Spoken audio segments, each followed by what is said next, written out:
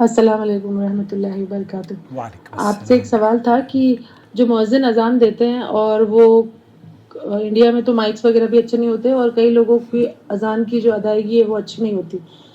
تو وہ جب اذان دیتے ہیں تو وہ مطلب اچھی نہیں لگتی ہے سننے میں، کئی لوگوں کو نہیں اچھی لگتی ہے اور وہ اس اذان کو کے بارے میں بہت بولتے ہیں، ایسی اذان دے رہا ہے، اتنی گندی اذان دے رہا ہے، آواز بہت گندی لگ رہی ہے، دیکھو ایسے بول رہا اللہ اکبر۔ ایسے کہنا مؤذن کے لیے جو اذان دے رہا ہے یہ گناہ ہے یا نہیں ہے؟ کیونکہ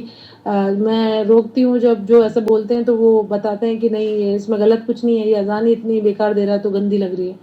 تو اگر آپ پلیز کچھ بتا سکے تو ضرور جواب دینا اگر آپ کے پاس ٹائم ہے۔ السلام علیکم۔ میرے پاس ٹائم بھی ہے شاہین، اور یہ بہت حساس موضوع ہے، اور اکثر ہمارے سماج میں لوگ اس طرز گفتگو کو اپنی زبانوں پر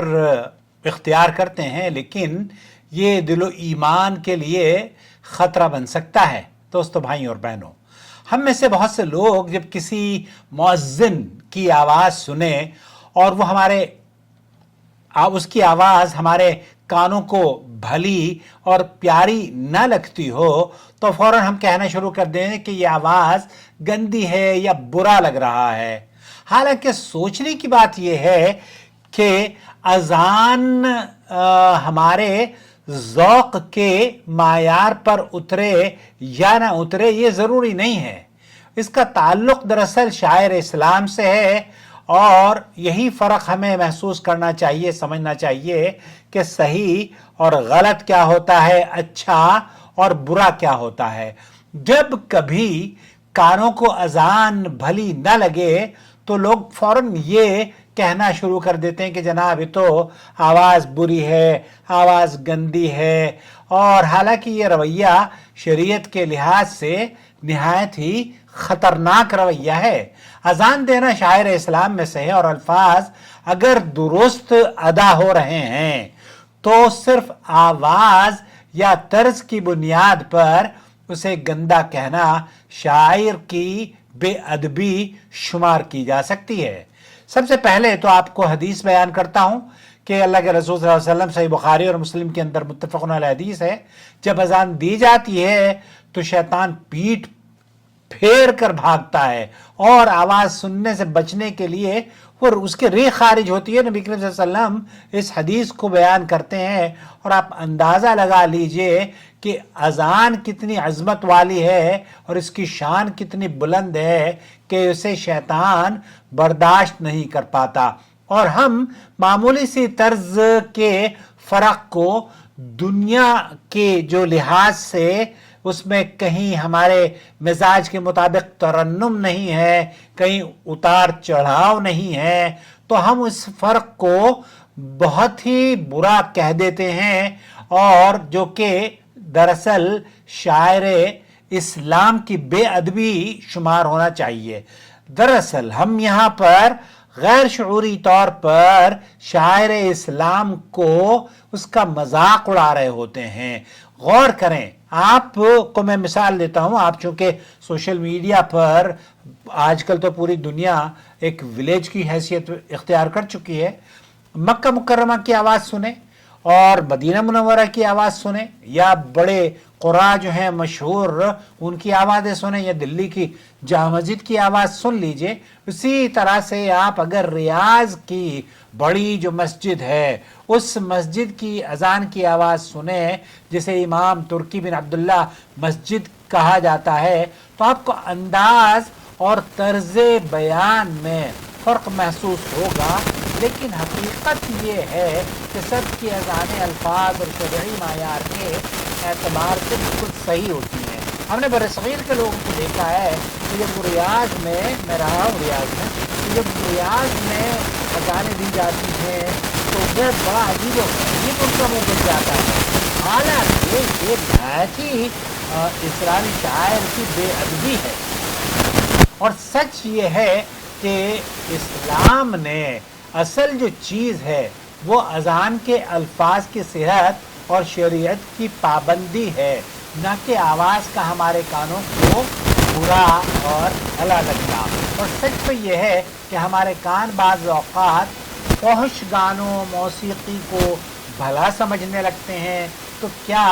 ہمیں یہی معیار حق ہے اور اسی طرز پر اذان کو بھی ہمیں پرکھنا چاہیے؟ ہرگز نہیں۔ اللہ تعالیٰ قرآن کریم میں سورہ یونس میں فرماتا ہے، اور ان میں سے اکثر لوگ صرف گمان کی پیروی کرتے ہیں، اس لیے حق اور باطل، صحیح اور غلط کا معیار صرف شریعت ہے، نہ کہ ہمارا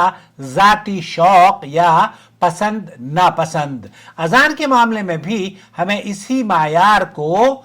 مد نظر رکھنا چاہیے۔ اذان کے الفاظ اگر درست ہیں تو شرعاً اذان بالکل درست ہے، چاہے آواز کی طرز ہماری پسند کے مطابق ہو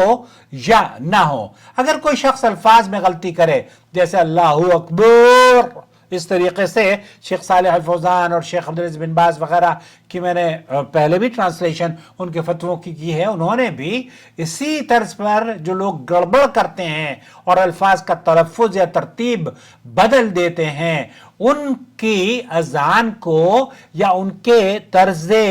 گفتگو یا طرز ادائیگی کو آپ غلط کہیں، متنبہ کریں اور اس کی اصلاح کریں، کیونکہ اہل علم کا امام نووی وغیرہ یہ کہتے ہیں کہ اذان صحیح نہیں ہوتی جب تک کہ ترتیب اسی طرح نہ ہو جیسے شریعت میں وارد ہوئی ہے۔ ہاں یہ ضرور ہے کہ اذان کے الفاظ اگر درست ہوں لیکن آواز اور طرز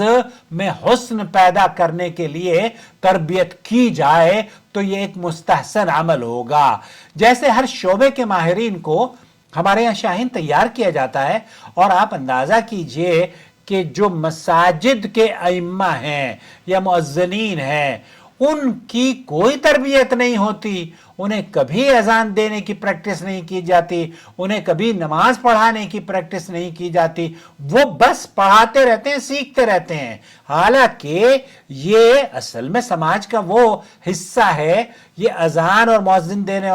نماز پڑھانے والے لوگ، ایک تو یہ کہ ان کو بہت ہی زیادہ معذرت کے ساتھ حقیر لوگ سمجھتے ہیں، ان کی تنخواہیں کم ہوتی ہیں، اور دوسرے جتنے بھی لوگ ہیں وہ انہیں اس شعبے کو اور اس منصب کو اتنی اہمیت نہیں دیتے، صرف نماز کی حد تک، حالانکہ یہ منصب نہایت ہی اہم ہے، معزز اور مکرم ہے۔ وہ نماز جو آپ کو جنت کے حصول کا سبب بن سکتی ہے، وہ پڑھانے والا شخص، وہ آپ کا قائد، وہ آپ کا لیڈر، یا وہ آپ کا ڈرائیور جو آپ کو منزل مقصود تک لے جا رہا ہے، اس کی جس طریقے سے ڈرائیور کی تربیت کی جاتی ہے، جس طریقے سے آپ دیکھتے ہیں کہ دوسرے لوگوں کو وہ مختلف انداز سے ان کی تربیت کر رہے ہوتے ہیں، کیا ہمارے یہاں کوئی ایسا ادارہ ہے جو کہ مؤذن کو اذان دینا سکھاتا ہو، امام کو نماز پڑھانا سکھاتا ہو؟